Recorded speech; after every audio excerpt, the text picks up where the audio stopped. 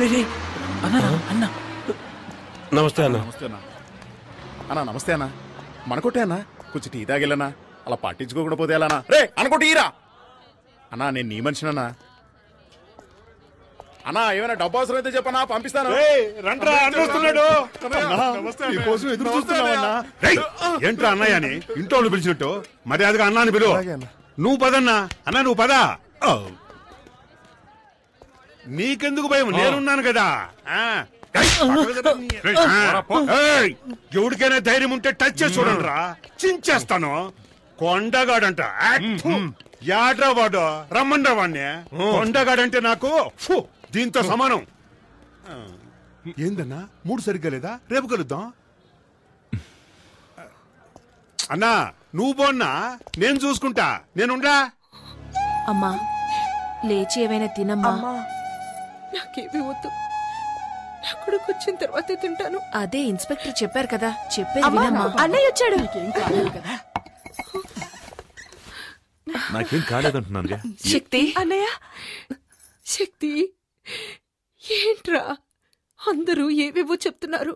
ఎవరిని పల్లెత్తు మాట అనేవాడివి కాదు, ఎందుకు అలా చేశావు? ఏంటమ్మా నువ్వు అనేది? నాన్ననొకడు నడి రోడ్లో అన్యాయంగా కొడుతూ ఉంటే నన్ను చూస్తూ ఊరుకోమంటావా? ఒకవేళ నాన్న చనిపోయి ఉంటే అయ్యో ఏం చేస్తున్నావురా నువ్వని నా చొక్కా పట్టుకుని అడగవా? చెప్పమ్మా, నువ్వు అడగవా? ఆపరా. ఏదేమైనా చట్టాన్ని చేతుల్లోకి తీసుకోవడానికి నువ్వెవరు? నీ కళ్ళ ముందు జరిగినా సరే క్రిమినల్స్ తో పోరాడుతూ చచ్చిపోవచ్చు. అది నా డ్యూటీ.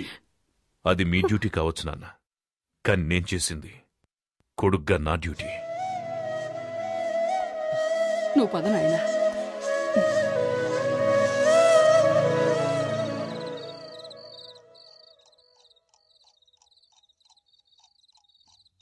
శక్తి, శక్తి,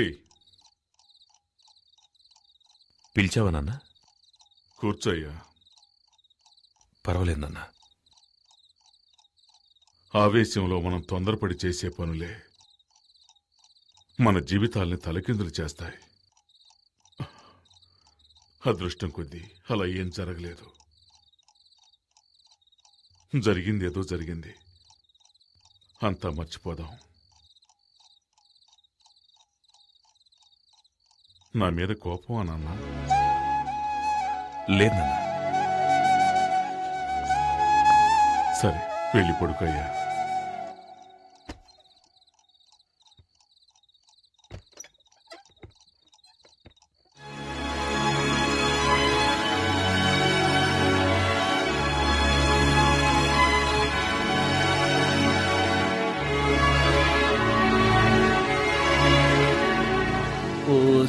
సిరకసి చూస్తుంటే నీకేసి దిల్లంతా తగలిపోతుంది. సూపర్ ఫిగర్ కదా, కరెక్ట్ చేశారా? ప్రయత్నిస్తూనే ఉన్నా, సెట్ అవడం లేదే. ఎన్నాళ్ళుగా? దానికి నాకు పెళ్ళైన రోజు నుంచి. సార్ అంటే ఆవిడ మీ వైఫ్? అవును. ఏమండి ఇలా రండి. ఏంటి అక్కడేం చేస్తున్నారు? ఎక్కడికి వచ్చినా నోటి అందుకే దూల తీర్చుకుంటున్నాను.